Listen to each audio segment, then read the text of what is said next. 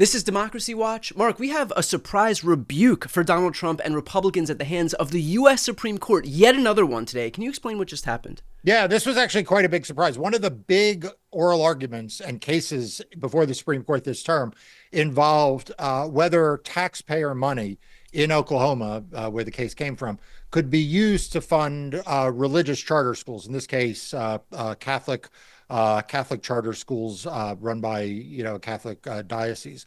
And we all expected that the Supreme Court would take this opportunity to say that somehow the U.S. Constitution actually requires the use of government money to fund religious charter schools. You laugh, but that wound up being a 4-4 split.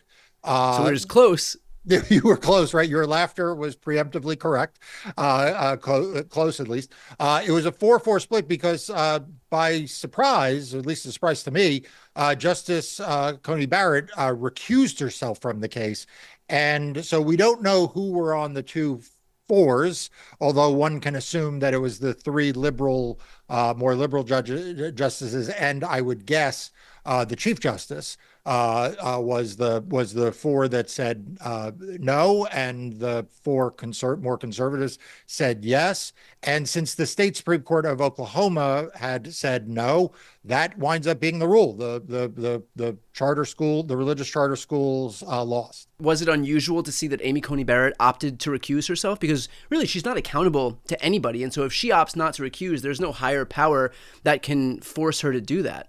Yeah, and she recused here, we suspect, and again, she didn't say why she recused, but it appears she recused because she has a close personal friendship with a woman who is sort of at the periphery involved in the pro-charter schools at issue in this case, which if that's the case, like kudos to Coney Barrett for really taking seriously her recusal obligations, because that is not one that frankly she could not have navigated around without frankly much criticism. I mean, there might have been some criticism, but if you compare it to some of the non-recusals we have seen among some of the conservative justices, this seemed like, like I said, it was not going to raise the same kind of alarms that others have. So kudos to her for the recusal, for not making a big deal of it, right? She just filed a recusal like she's supposed to under the ethics rules.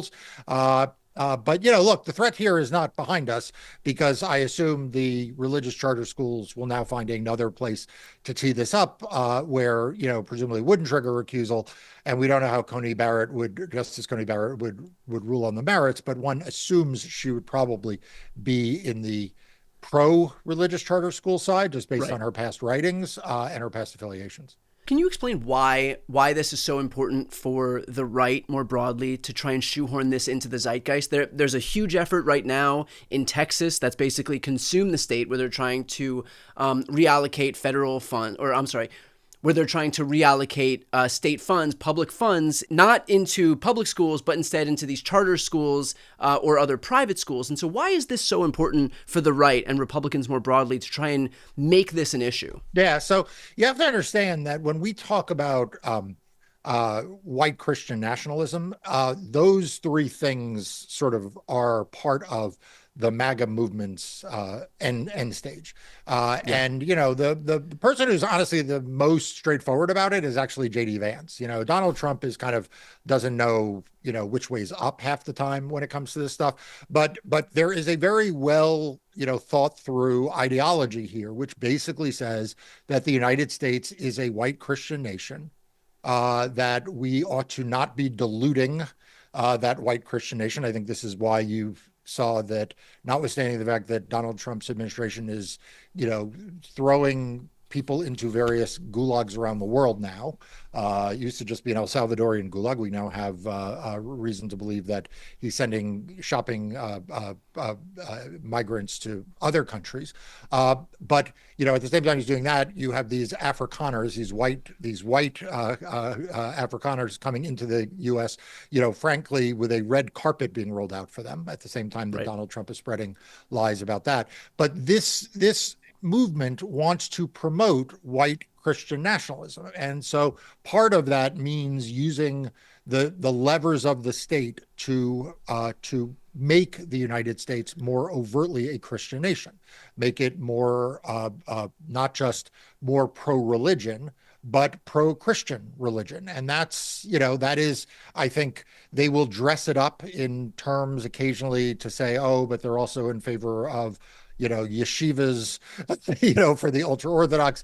But that's not what's driving this. What's driving this is an idea that they want to make more America whiter, more Christian, and have a sort of a nationalist view that is based on, to use a provocative term, but I don't think one that's far off, blood and soil as kind of the litmus test for what the creed of the United States is.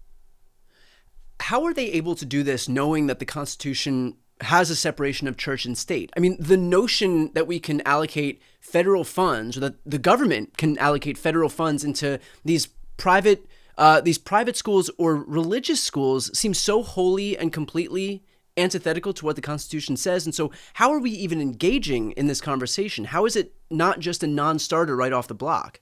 Yeah, look, I think that this is one of these cases that really illustrates that much of what the Federalist Society has been saying for years and the Republican Party has been saying for decades about the federal judiciary was just a lie.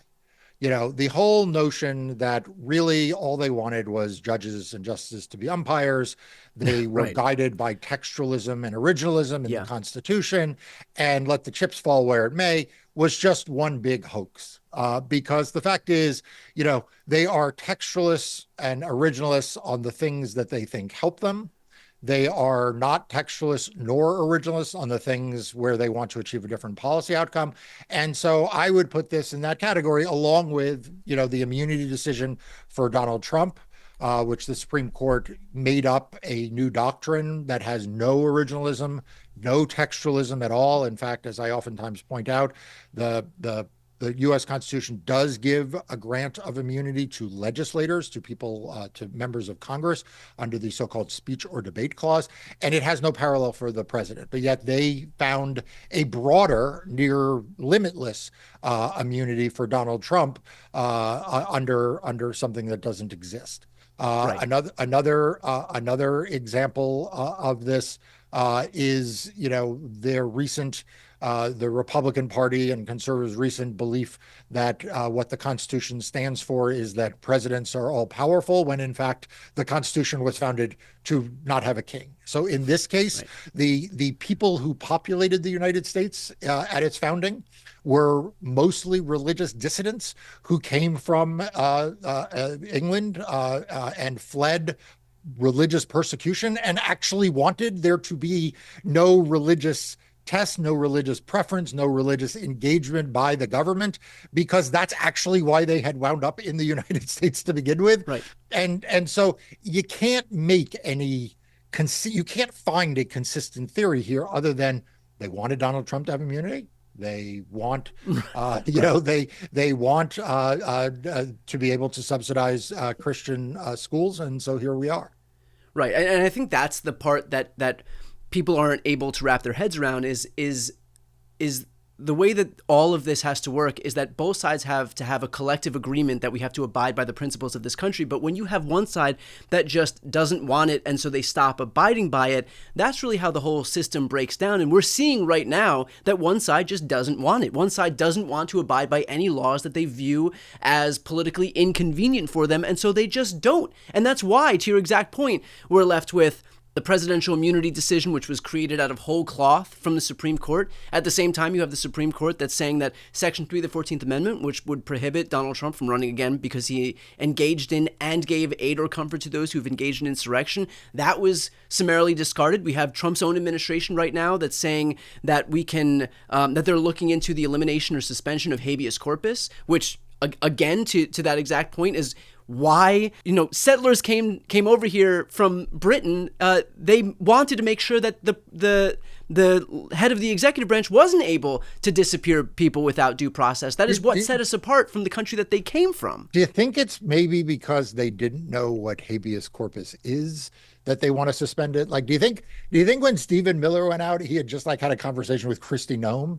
So what he thought he was doing was preventing Donald Trump from doing something because he was suspending habeas corpus? Because according to Kristi Noem, habeas corpus is the right of the president to send people abroad. I mean, are they just dumb? I asked this on social media. I have assumed that there is like evil genius behind all of these things. And then I saw Kristi Noem on this habeas corpus thing where she got it completely backwards, like backwards to such a degree that it is incomprehensible. And I thought, maybe there's no plan. Maybe they are just literally the dumbest people. I actually think it's more insidious than that, because I think that they know full well, clearly they know full well what this is, but it's not them who are dumb. It's them basically telling everybody how dumb they view their audience as, how dumb they view their supporters as. And that's even worse, because it would be at least it's excusable if you're just, look, nobody expects Donald Trump to know what some Latin term from, the late 1700s means. And nobody expects him to remember it, even when they've told him 100 times. We don't expect Donald Trump to know what a term you learn in 10th grade English class.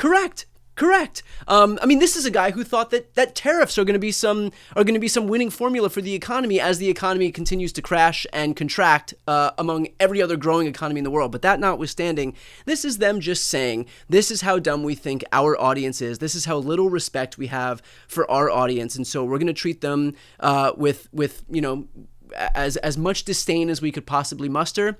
And if that means just saying that up is down or black is white, then that's what we're going to do. I do want to go back just for a quick moment to this specific ruling. Now that we have this Supreme Court precedent where the Supreme Court has said you can't establish the nation's first religious charter school, does that hurt other Republican efforts to do the same? Like now it is actual precedent from the Supreme Court. And so does that have an impact, or was this a narrow ruling where Republicans can figure out other ways to try and shoehorn this into existence? Yeah. So this isn't actually technically precedent because it was a deadlock, right? It was a 4-4 deadlock. So essentially what the Supreme Court said is we can't come to a decision because we have deadlocked, and therefore the lower court, in this case, the Oklahoma Supreme Court's decision stands. So the Supreme Court decision won't have any precedential effect. Now, the question is, which is really the heart of what you're asking, is, okay, but if the Supreme Court's stuck at 4-4 and the existing precedent is no religious charter schools, right? Which is why the Oklahoma State Supreme Court ruled the way it did. It's not the Oklahoma Supreme Court was anti-charter school, I suspect. I think that they just felt bound by the existing Supreme Court precedent that would have said no. So if you're at a perpetual state of 4-4 before the U.S. Supreme Court, then effectively it means no religious charter schools. And that's why the recusal issue is so important, because if she recused just because of a relationship to someone around this particular fact pattern, then Comey Barrett... She can just wait for the next case where somebody who isn't... Right. And then she'd be the swing vote.